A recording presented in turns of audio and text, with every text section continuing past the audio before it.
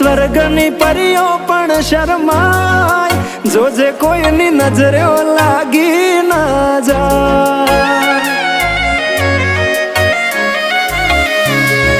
વાલી તું તો રૂપનો કટકો કહેવાય, બારે કાળું ટપકું કરીને નીકળાય, જોજે કોઈની નજરે લાગી ના જાય.